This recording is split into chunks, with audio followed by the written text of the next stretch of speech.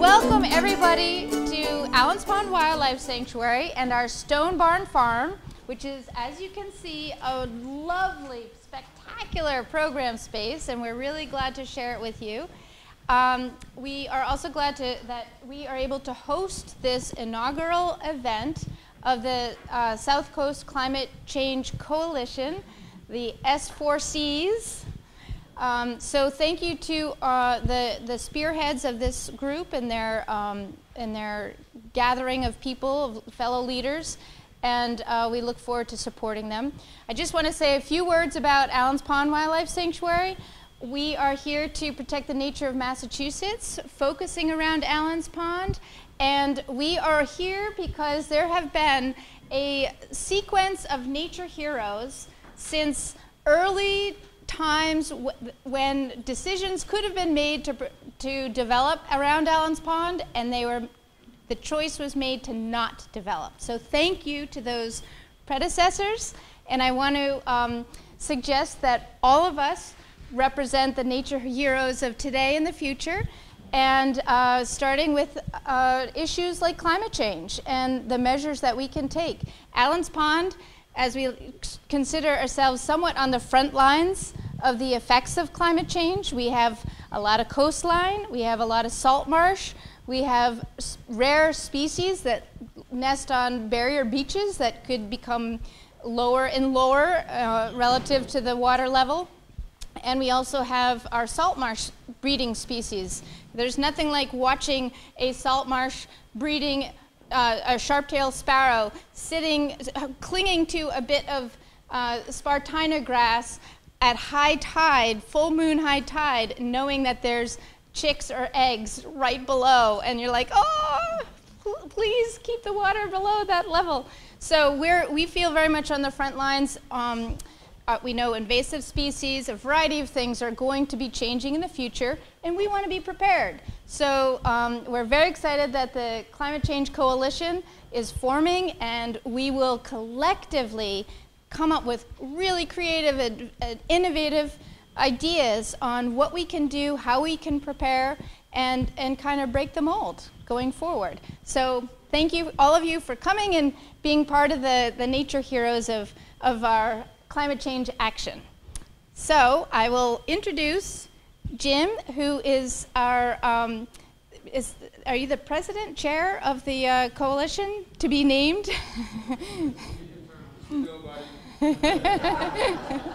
So Jim, thank you very much for helping with David to get this event established so that we can take it from here.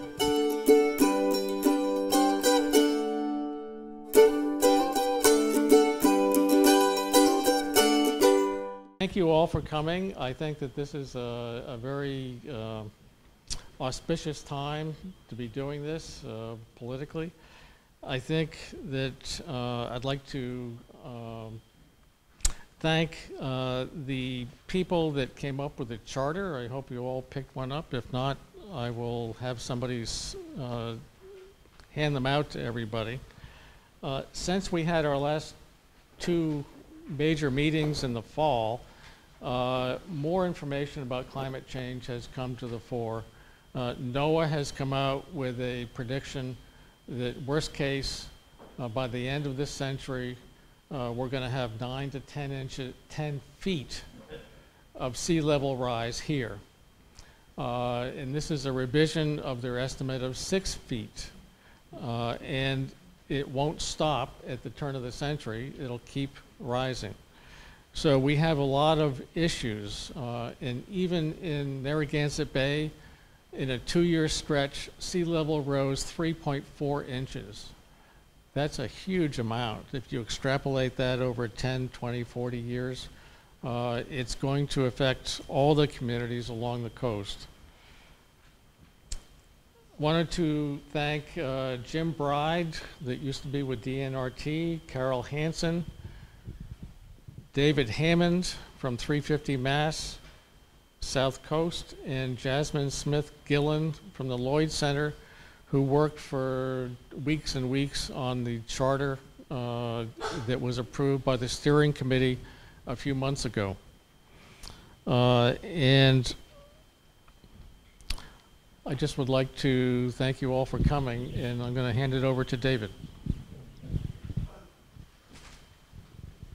I wanted to say a little bit more about the organizations that have been helping us get started.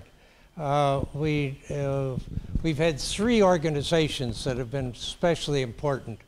One is SERPID, and the head of SERPID is here. SERPID is offered to provide us what I think of as a kind of protective wing. I've done a lot of work with the ospreys, and I know how the mother osprey puts wings out to protect her fledglings as they start growing and as she's feeding them. And so SERPID has said they will help us. We don't have to get organized into a 501c3 or do all these other things in order to get ready to fly. And so I'm very appreciative of their role, and they have taken the lead in trying to develop the Taunton River Resiliency Group for the Taunton River watershed, together with Manomet Center for Conservation Sciences, who's also helped us get started, and with the Mass Audubon, and I guess with the Nature Conservancy. I can't see Dan. Is it the Nature Conservancy who are the trustees of? Okay.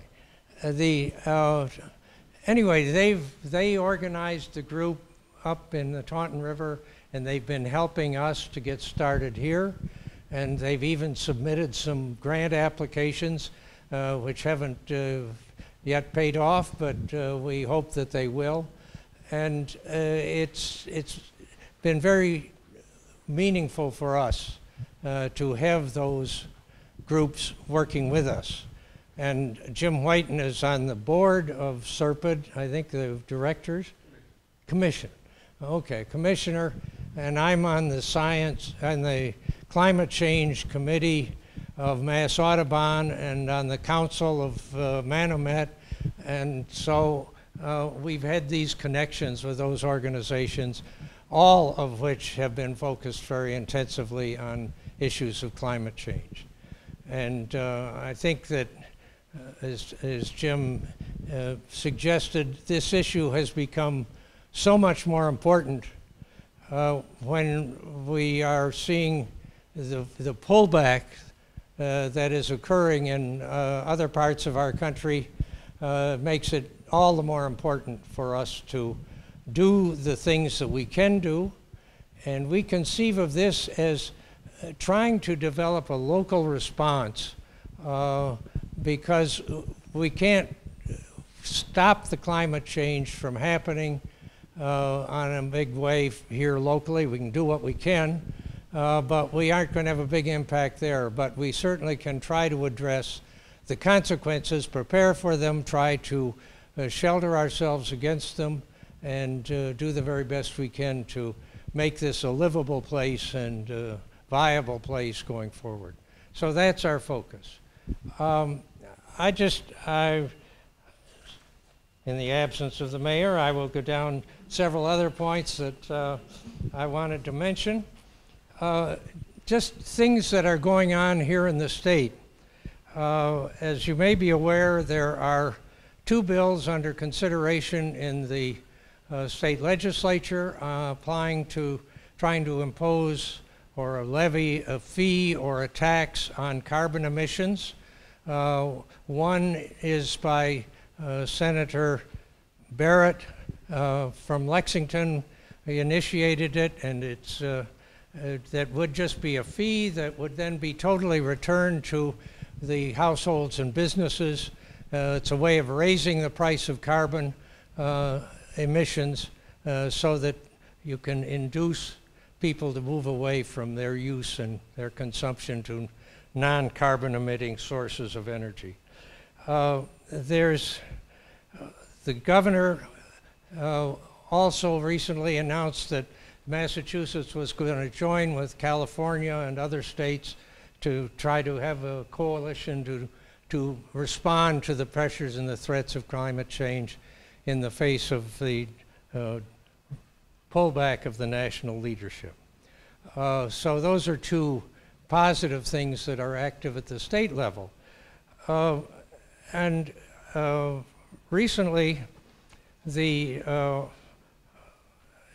EOEEA, I'm better on the initials than I am of all the worlds, the Office of Environment and Energy and Environmental Affairs, thank you. They have put out several grant possibilities. Okay, the mayor's here, so I'll be brief.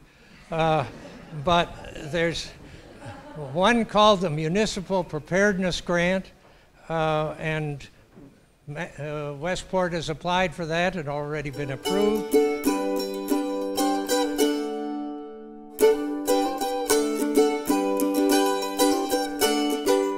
Thank you. Thanks for having me. I hope I took the liberty of dressing down a little bit. It's Friday after all, and so I figured, well, maybe it'll be okay. But I do want to thank Mike Rodricks and Paul Schmid for being here today, but more importantly for all their support in promoting renewable energy, energy conservation, climate change adaptation measures that we're implementing in New Bedford, that communities all throughout southeastern Massachusetts are implementing right now.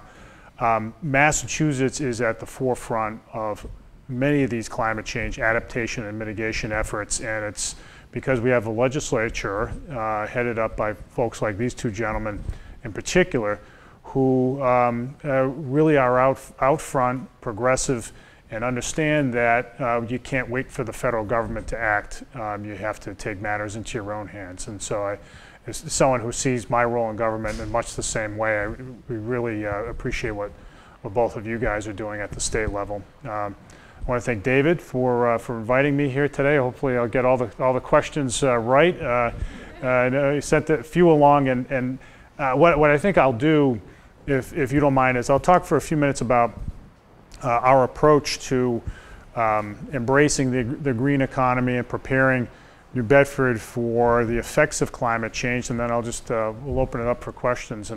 But I do want to start by saying that what this group is attempting to do is obviously very timely, and I'll talk about Paris in a second, but timely in so many ways. But it's proactive. It is visionary. And like with any other great idea, the follow-up is 90% of it, but you're off to a great start, and we really appreciate both what you're doing in general and also the opportunity to partner with you so that we can have a more livable place, not just here in our little corner of the world, but everywhere else. So, New Bedford has been, as I think a lot of folks know, has been at the forefront of, not just in Massachusetts, but nationally, in embracing the green economy and making sure that we protect ourselves, protect not just the folks who live in New Bedford today and in greater New Bedford, but also folks who will live in this place in 20 years and in 50 years and in 100 years. And in part, so much of it is out of conspicuous necessity. We are a coastal city that has had bad brushes with hurricanes and storm surges in the not too distant memory, and so we take these matters very seriously. We also know that when it comes to mitigation, embracing the green economy is good for job creation. It's good for cleaning the air, but it's also good for rebranding New Bedford in ways that are positive. We are a city that has like other older industrial cities in the Northeast, we suffer sometimes from the stigma of being a place where people have left and things are tired and run down, and we see our embracing of the green economy, whether it's in offshore wind or solar or in other areas, as being a means of our being seen as forward-leaning and progressive and thinking outside the box, and it's worked pretty well. So let me tell you a little bit about what we're doing. So in the area of mitigation, we do take seriously our obligation not just to our citizens but to the entire world. And we've had a reminder of that, that imperative in the last few weeks with the federal government's withdrawal from the Paris Agreement, which got me pretty fired up. Of all the things that I've seen the Trump administration do, that was probably the one that really got under my skin. There's a long list. We all have our top 10 lists, of course, right? But that was the one that really got to me because of what we've been trying to do at the local level and the knowledge that, and the appreciation that we can't be as effective as we'd like to be without a solid partner in the White House. We just can't. We had that with the Obama administration. I think they could have done some more, but we did have a president, the last one that did, and Mike's, to borrow Mike's term, did get it and did understand the necessity of American leadership in this area. So not only was that I feel that the Trump administration's withdrawal from Paris represented bad foreign policy on the part of the United States, a real abdication of American leadership, but I also think that it was just irresponsible on so many levels. So we've taken, New Bedford is one of those cities that has taken matters into its own hands. We've signed every pledge there is out there that says this, we shall do our part to comply with Paris, and I think what that means is going to play out in a number of ways. But we in New Bedford are one of the first to do that because we've taken national leadership, have assumed national leadership in this area. New Bedford, I will talk about offshore wind in a second, but New Bedford has embraced many aspects, as I noted, of the green economy. These include solar. So right now, New Bedford is one of the leading solar cities in the United States. According to an article in the Wall Street Journal 2 years ago, New Bedford has more installed solar capacity, municipal solar capacity per capita than any city in the continental US, right? So that's New Bedford. And I say continental US because Honolulu beat us. Not exactly a fair fight when it comes to sunshine, but if only Honolulu is beating us, I think we're doing all right. We have more electric vehicles in our municipal fleet than any community in Massachusetts of the 351 out there. 27% of our municipal fleet is electric now, and it's growing. We're adding to that fleet. We understand that we believe very strongly that that's a good place for us to be, to reduce emissions, to save the city money in the long run, and to set a good example for others. When it comes to generation from renewables, the city, in terms of what the city does, the city government does, about 67%, about 2/3 of the electricity that we generate, that we consume, has been produced from renewable sources, so about 2/3. So we want to get to 100%, and we've got some ideas around that in terms of building out the infrastructure for anaerobic digesters and a few other sources of renewable fuels, and I think we're going to get there in the next few years, but that is a big goal for us. In terms of offshore wind, we're in that game for lots of reasons, having to do with job creation and the expansion of our economic base. And we're there now.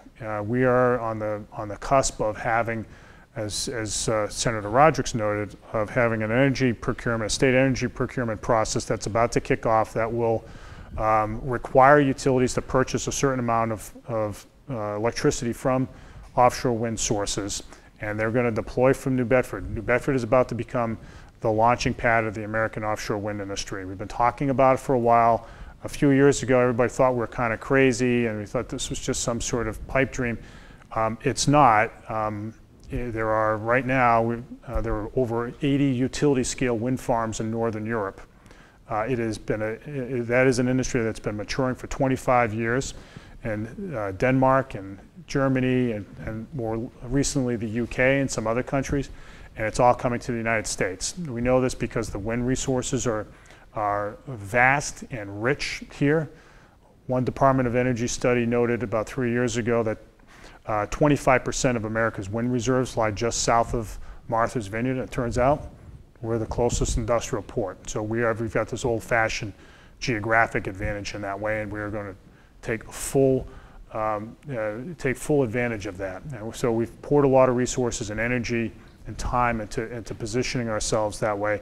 And I think that's going to open up some other doors for us in the long run. It will increase the build out, the capital infusion from this industry will allow for job creation for sure, but it's also going to have other and some unanticipated positive benefits in terms of allowing New Bedford to, again, position itself as the center of a cluster that will extend across southeastern Massachusetts that will benefit folks from the Rhode Island line all the way down to the Cape Cod Canal and up through Taunton, so that we can have a region that is invested in something that not only generates jobs but also makes us look a lot better in terms of our viability as a place, and it's just a good brand to have to be part of this big movement.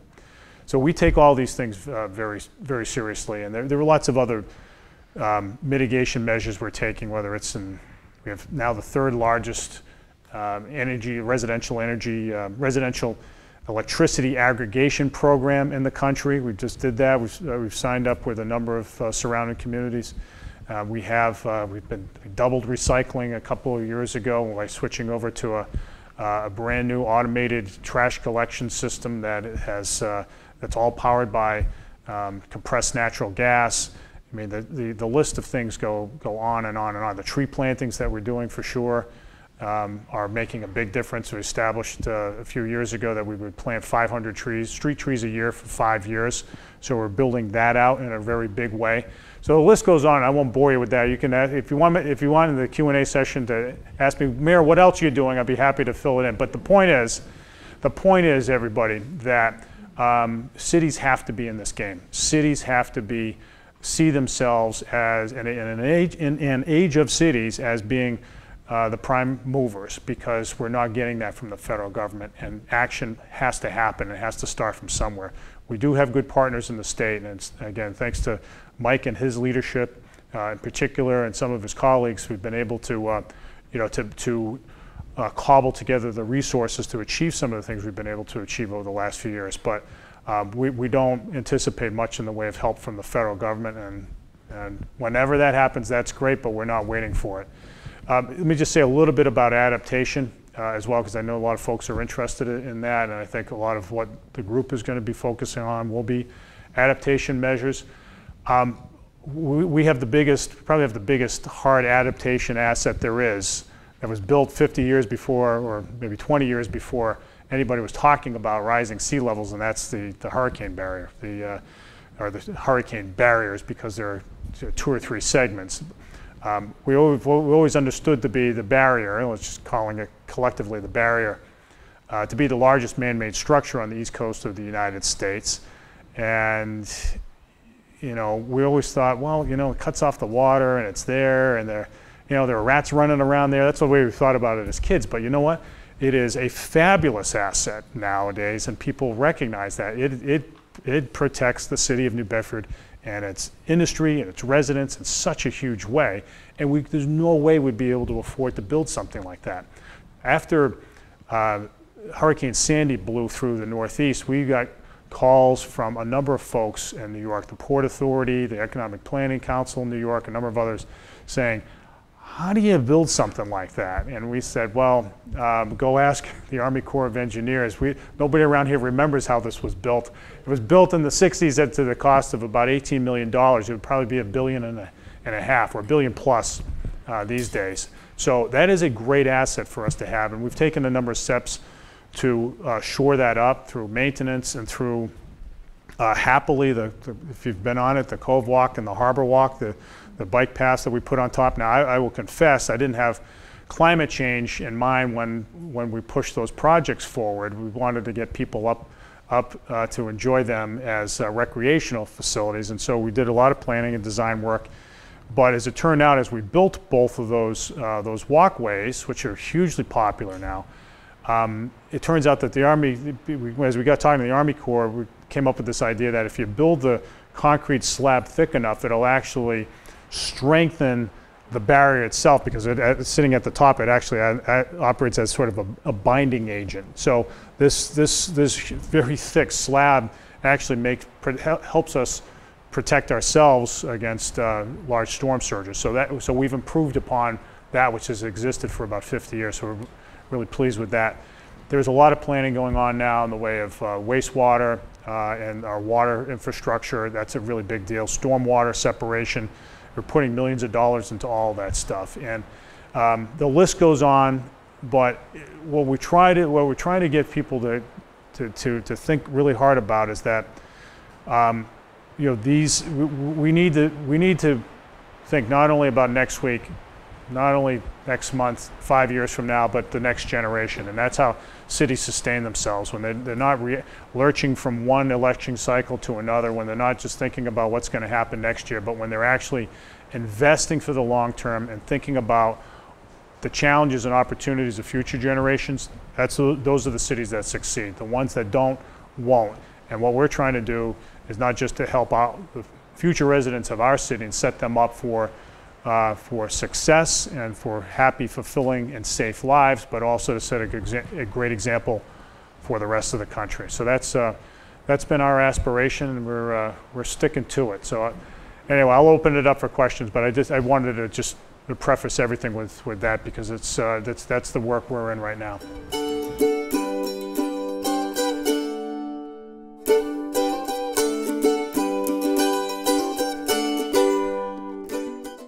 Yes, sir. Yeah, over the next 50 years or so, we're expecting a 3 to 5 foot level rise in the sea level rise. Do you think the height of the hurricane barrier is adequate to protect the city, given a 3 to 5 foot level in sea rise and increased major storm? Yeah. So the Army Corps of Engineers has looked at this, and they are confident that the barrier remains despite rising sea level projections, remains a very effective protection against storm surges. So the barrier is rated to a 16-foot storm surge. So basically a Category 3 hurricane with a really big high tide. That we're good up to that point. We haven't had a Category 3 hurricane in the era in which the term has been used. The 38 hurricane, which was the biggest one to hit on really in modern times, was a Category 3 hurricane with a very large storm surge. The city survived that certainly with loss of life and with a lot of property damage, but survived that without the hurricane barrier there. So you know, we're pretty confident that, at least for the foreseeable future, we're in good shape. But that's not to say, I've said this, and I'm glad you raised the barrier again, and the threat it protects against and the threats it doesn't.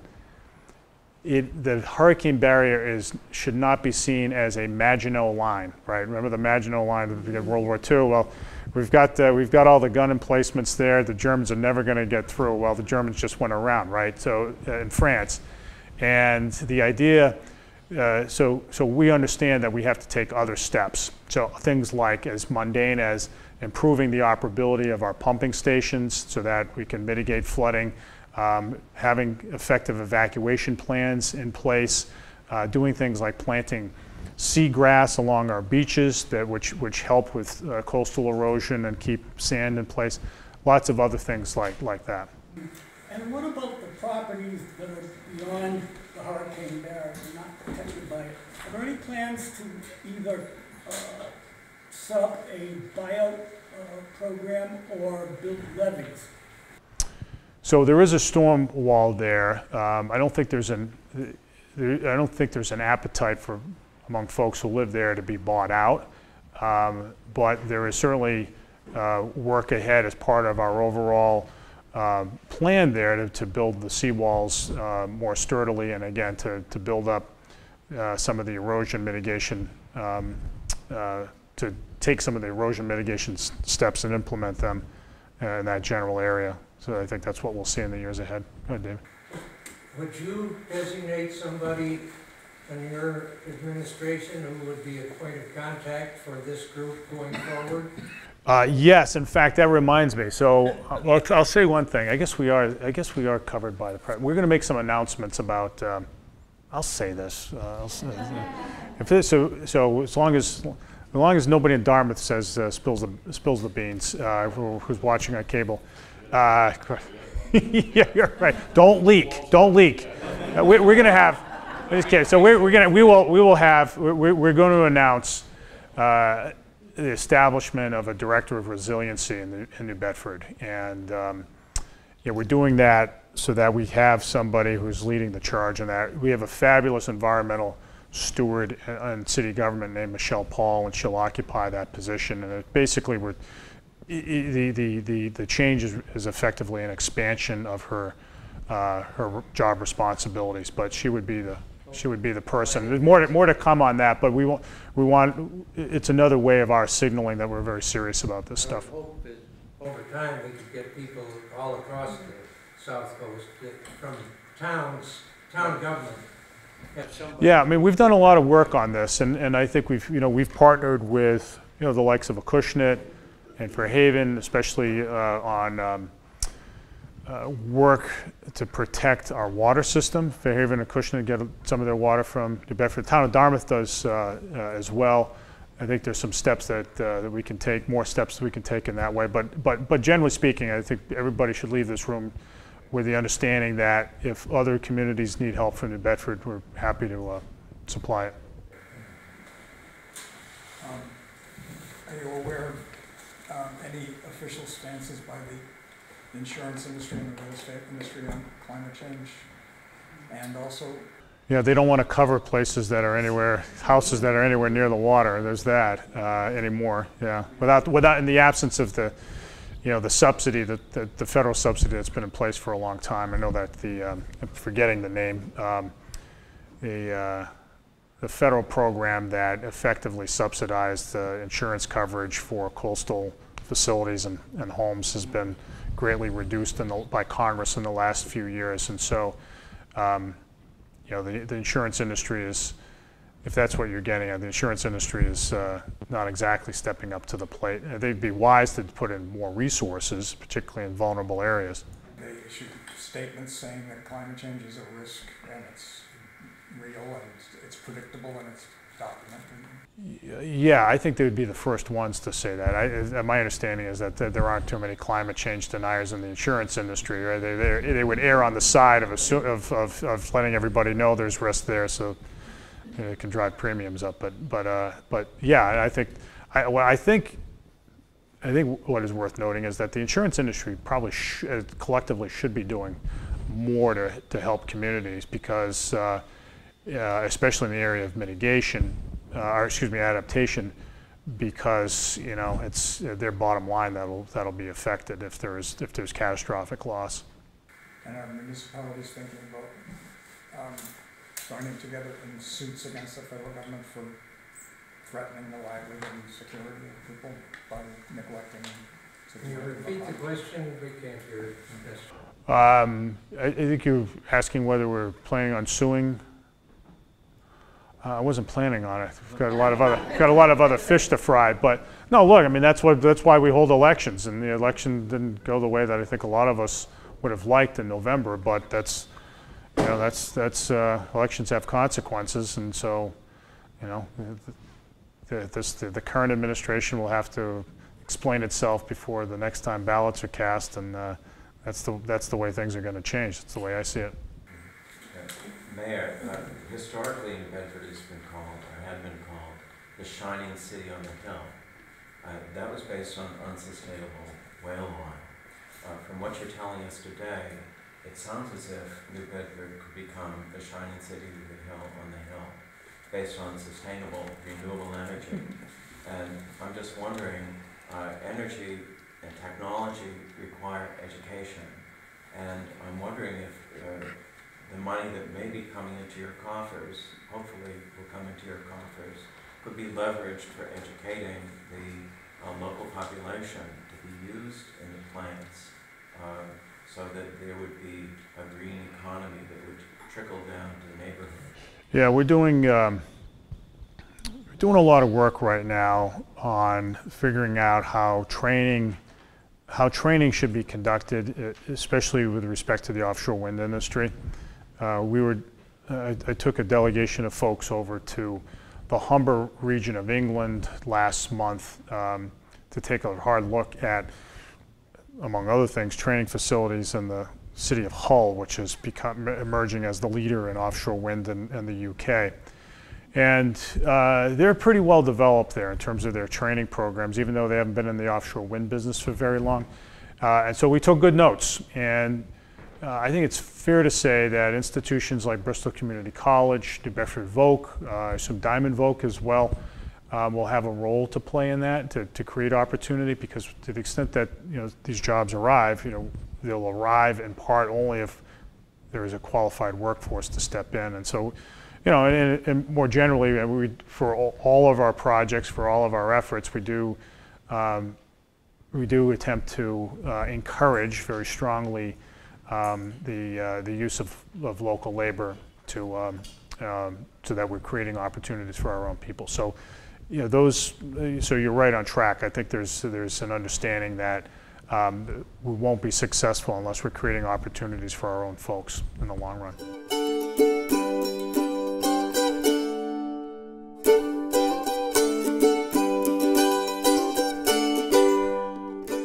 Regarding offshore wind, it looks like Brayton Point could possibly be a place where the electricity will actually come in and connect to the grid. Is there any thoughts or plans for New Bedford to do something similar? Yeah, we've looked at that, and I think it will be difficult. Bottom line is that it would be very difficult to do, in part because of the location of the hurricane barrier. Yeah.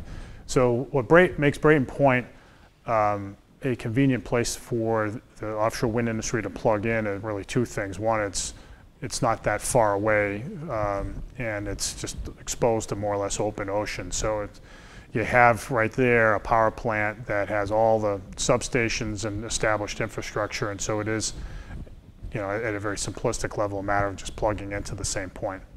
Can I just address that a little bit? Yeah, Brayton Point is probably the primary source of connection, because it does have all the transmission infrastructure on site. Basically, you unplug the coal generator and then plug in the wind. It's not that easy. There's lots of technology in between, but that's basic. The other place you're looking at is Bourne Canal Electric, because once again, it has the transmission infrastructure already on site for interconnecting. They are looking for a redundancy in connection point in case one, a drag that pulls up the line, so. Yeah. Things happen out in the ocean, right? It's not an easy environment for anything to survive in. Yeah. So. Yeah, that's right. I think that we have that infrastructure in place at the NSTAR site, at Eversource site in New Bedford. But the problem is, you've got a barrier across the harbor that makes it a lot more difficult. I've got a policy question for the city. As we're looking at climate change coming and more rainfall happening in shorter periods of time, are you guys like today? Are you guys looking at the issue of redefining what a 100-year flood means, or do we just jump to the 500-year flood standard because all of our backwards-looking forecasting pieces aren't applicable? And so as the short answer is yes. Yeah, the 100-year floods become the 2-year flood now, and so the short answer is yes. We're doing a lot of planning right now on stormwater mitigation, and that certainly factors into all of those plans. Yeah, so many of these assumptions have changed and continue to change. They're moving targets, but suffice it to say that the floods aren't what they used to be. Yeah. So the follow-up to that is, are you lobbying the state then to be able to change state building codes so that we can actually have those at the state? Yeah, I think we'll see what kind of plan emerges first, and then we'll take a defendable position in light of what we find. But yeah, I mean the state building codes. We don't have to go to the state to effectuate that. We have our own building codes, but if that can match up with the circumstances that we anticipate. But yeah, we'll see how that plays out in light of what we discover. You seem to be connecting your economic and your environmental resiliency. Very much so. Are you also connecting your economic and environmental equality? Do you have any sense that you're going to try to make whatever decisions you make good for everybody there, as opposed to just those who would be involved with making the wind farm out in the ocean and supplying that material? For instance, maybe getting GE to make a plant here to make the components here? Well, if General Electric were willing to come down and or come here and build something, we'd tell them, we'd find ways to accommodate them pretty quickly. Yeah, I mean, we're the primary driver in all this stuff.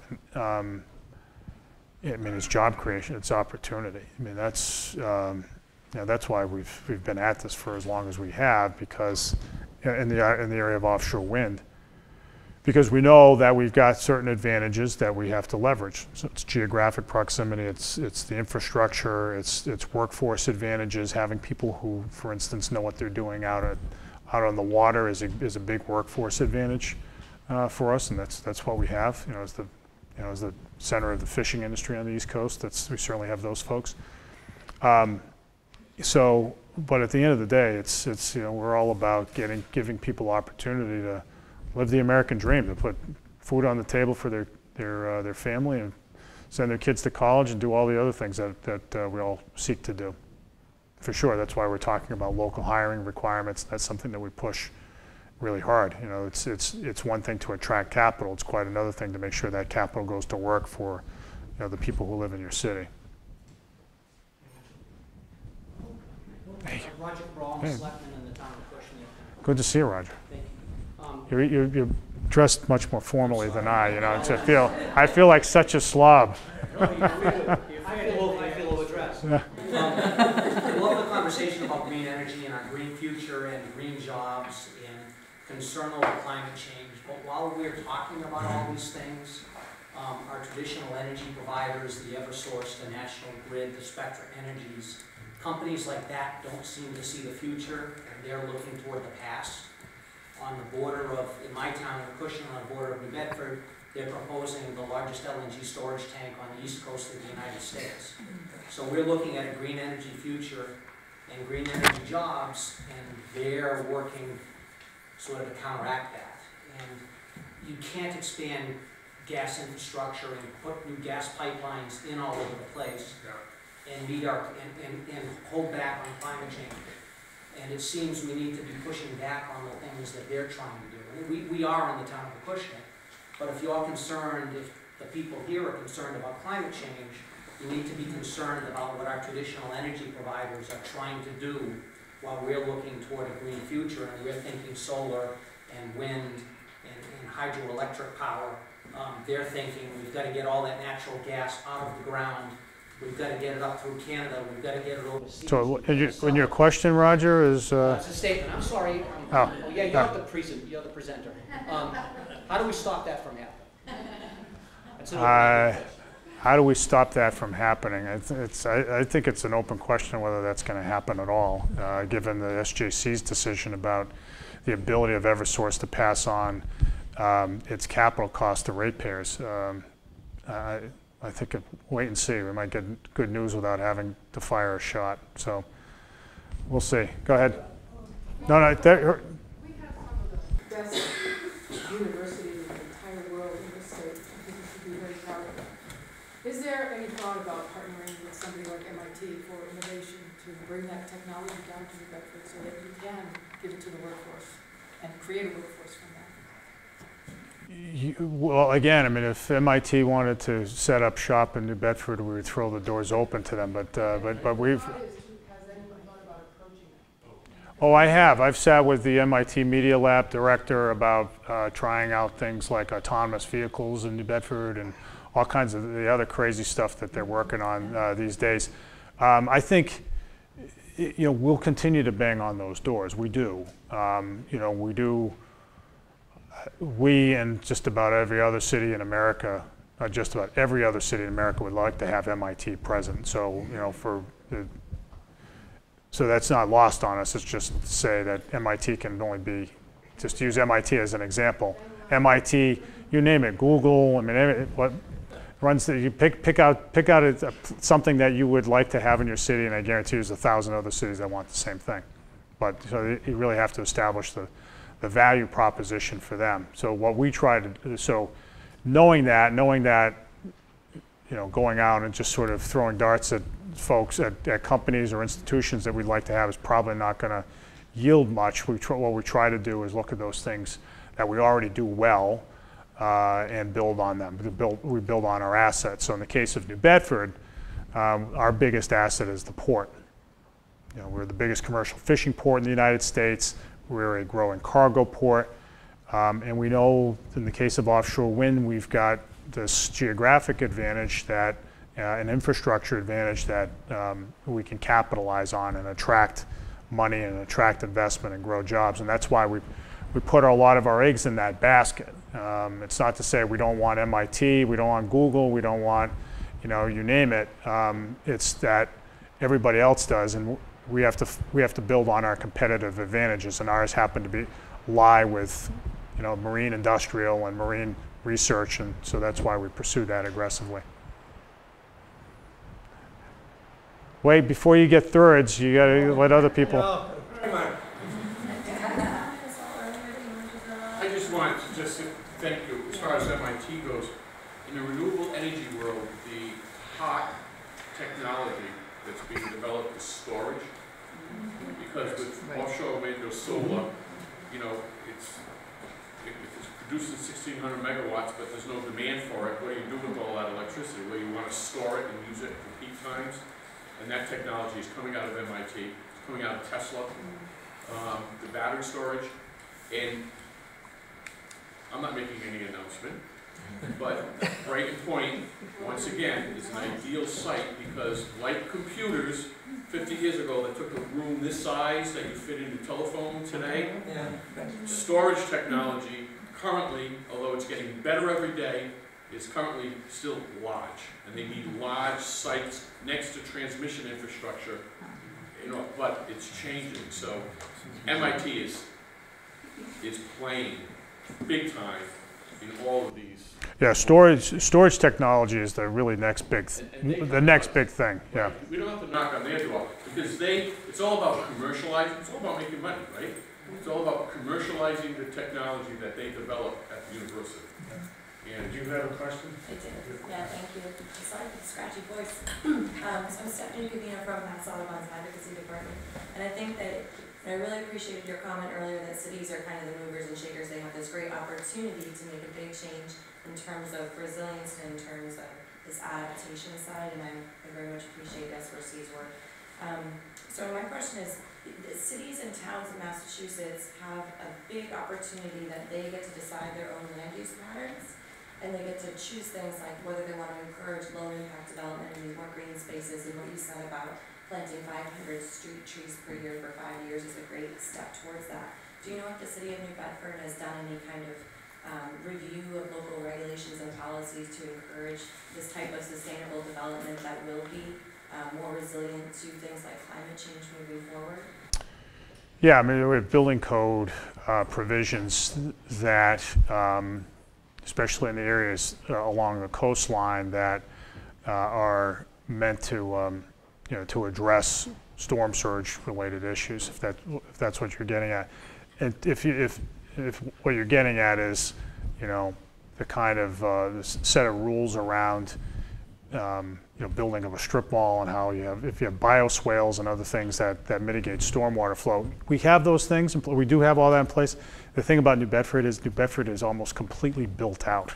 And so it's not like, we are doing a lot in the way of new construction. We are building, we will be building a new business park off of Route 140 that will have precisely what you're talking about, stormwater retention infrastructure that we think will keep a lot of water out of our system and be useful in that way. The other thing we're doing is just as a matter of policy, as a policy priority, is looking to build out new parks. I just broke ground on the 5th park we will have constructed during my administration. And they're all different, they all have their own unique features. But you know, we're trying to bring green space back to neighborhoods for all the reasons you're familiar with. Let me just mention that one of the things that SERPA has been working on in their Taunton River group was workshops with officials and people from the various towns in the watershed to try to look at things that can be done with regulations and new programs to do the same kind of thing. So that I think that's something that we hope this group will be undertaking and doing workshops and bringing people together. I went to the one for the Taunton. I interloped under the Taunton River one, but and it was not as adequately attended as it should have been. So I hope when we do ours, we'll get a bigger show. Excellent. But we'll hope to bring some of you people in to help us. I won't get lost next time. Okay. Anyway, I think we ought to wind up, and if you are a resident of New Bedford, you can address the mayor one way or another on future questions. He already had his share. But I want to thank you very much. You bet, David. Thank you. Really Thank you. Thank you. I appreciate it.